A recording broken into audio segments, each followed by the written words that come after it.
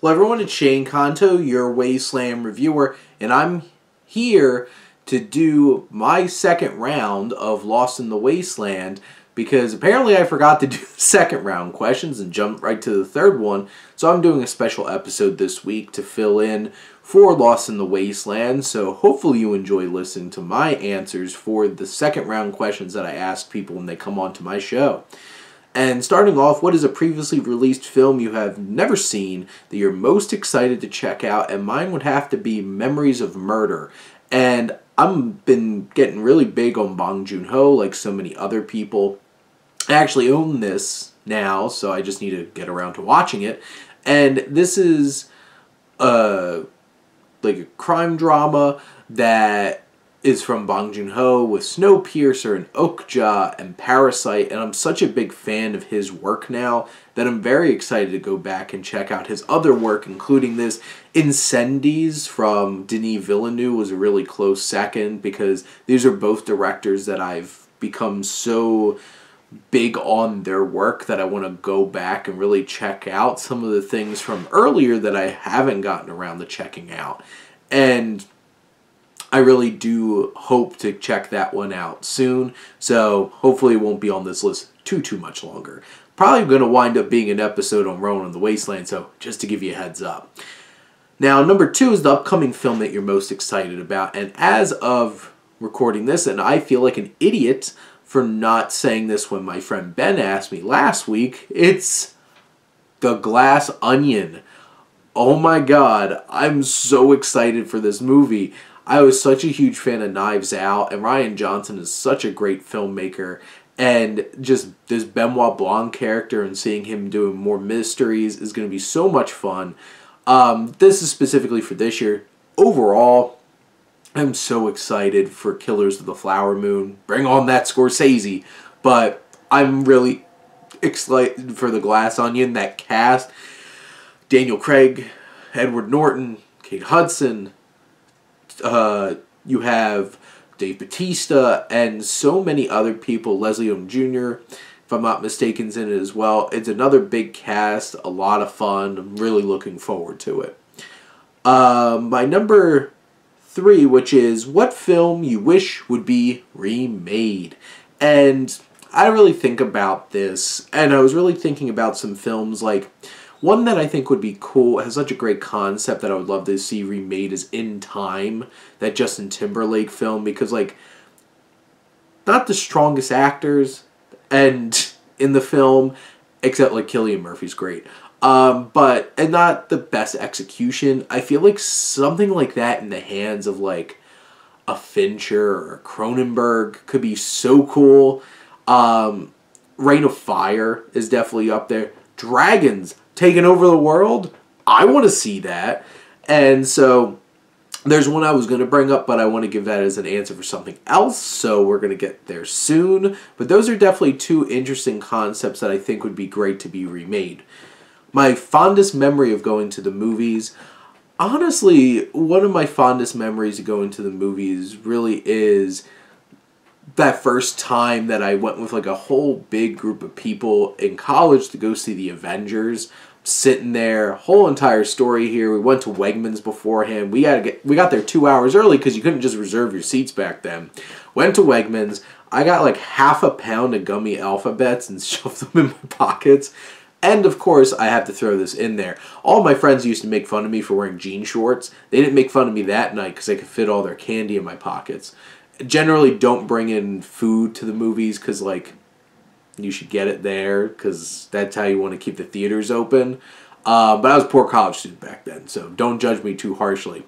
But we're sitting there. My friend Ed has his iPad out, like playing some kind of dragon game. We're all just sitting there in our seats waiting for this movie to start. He almost got in a fight with a bunch of people because for some reason he used a British accent for a whole entire week that year in college and just yelling stuff to random people in the theater. Oh, the people that you bring to the movies can make such an enjoyable experience. And then, of course, we watched the movie, and the whole entire arena blew up because a group of people came in dressed as the Avengers, sat in the front row, and everybody cheered when they came into the theater. It was such a fun time, and very few times like that going to the movies anymore. My fifth question is, what is a film that really exceeded your expectations? I have to keep bringing up the Lego Movie, because that had no business being anywhere near as good as it was. My now wife and I went in, and we were laughing our asses off, while all these kids are, like, not enjoying it as much as us. And that movie is so weird and quirky and funny, and Lord Miller is so fantastic. And then when it went live action and you started realizing what was really going on, you're just like, what the hell's going on here? Who made this? Lord Miller did, and they're amazing. And that just really exceeded my expectations, because it seemed like some dumbass idea to be like, let's make some money off of Legos. No, they really went in on this, and it was hilarious. My number 6, I'm a big reader, so what's a written work that I would love to see adapted into a film? So, The Dark Tower, the movie, which apparently is a sequel to the books, which I now conceptualize after I finish reading all the books. I want to see The Gunslinger actually adapted into a film, like that book. Not the sequel movie. I want to see that book and start, like, honestly, it'd probably work better as a series, to be honest, but, like, if you're going to make movies out of them, I want to see that. I want to see that in live action. I had nothing against the casting. I know some people didn't like Matthew McConaughey. I didn't have anything wrong with the casting. Idris Elba was great. But dang, if this was like 50 years ago, that Clint Eastwood would be right there. But don't you dare cast Scott Eastwood. I don't want that. My 7th question here is favorite movie trailer of all time. And it has to be that teaser trailer for Mad Max Fury Road when that came out. Blew my mind. I had been waiting years since I watched the first 3 Mad Max films and knew this had been in development hell for years, decades. And when that trailer dropped and the absolute insanity that was that trailer blew my mind. I was so excited, and still makes me so excited. Favorite use of a song in a movie. There can be so many choices here. So many choices. And there's so many different kinds of things. Like, you could choose, like, all the classical music in 2001: A Space Odyssey, because technically it's not scored. Those are actual pieces of music. The actual songs. You could look at so many different things. But I'm going to go outside the box. I'm not picking any Tarantino, Scorsese, Edgar Wright, James Gunn. No, I'm going Coen Brothers. And just dropped in to see what condition my condition was in from The Big Lebowski, from Kenny Rogers, and the first edition during Gutterball sequence is absolutely amazing. I absolutely love that to pieces. And I think it's hilarious use of that song, and it just fits so perfectly with the dude dancing around all high and weird and drugged up. Hilarious. I absolutely love that, and it's one of my favorite scenes in any movie ever. Now, I love scores. I love listening to scores. So if I had to throw on a score and just listen to it, what score am I going to throw on? Interstellar's up there. The Hateful Eight is up there. There's Mad Max Fury Road soundtrack, 100% is up there. But if I had to pick what was really I feel like the most iconic score of all time, and that's The Good, the Bad, and the Ugly. Whether it's The Good, the Bad, and the Ugly, or Ecstasy of Gold, or Il Triello, which is the music playing during their standoff at the end. I love it to pieces, and Il Triello is one of my favorite pieces of composed music in film, period. And that's my favorite scene in the history of cinema. Really weird that popped up in Black Adam when I was watching that this weekend. But I love Ennio Morricone, and that definitely would probably be the score that I'd throw on, is from The Good, the Bad, and the Ugly.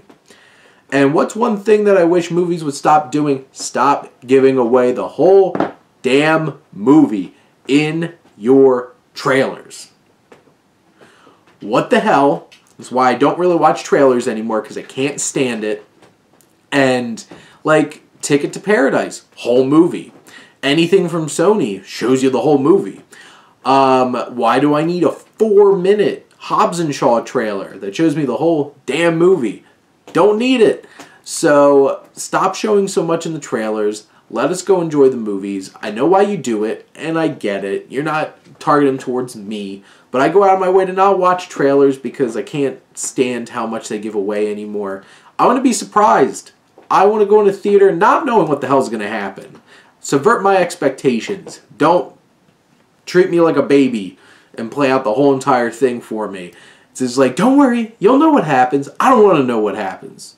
I want to have some fun. I want to be surprised. There you go. Obviously, I have some strong feelings about that. But those are my answers to round 2 questions here on Lost in the Wasteland. If you have any other questions for me, I know hopefully we'll be cracking 1,000 subscribers soon, and we'll be doing a really big Q&A episode of Wasteland Talks for that one. So if you have any questions that you want to have me answer on that, throw them in the comments, message me, whatever works for you. But thank you as always for tuning in and supporting your Wasteland Reviewer.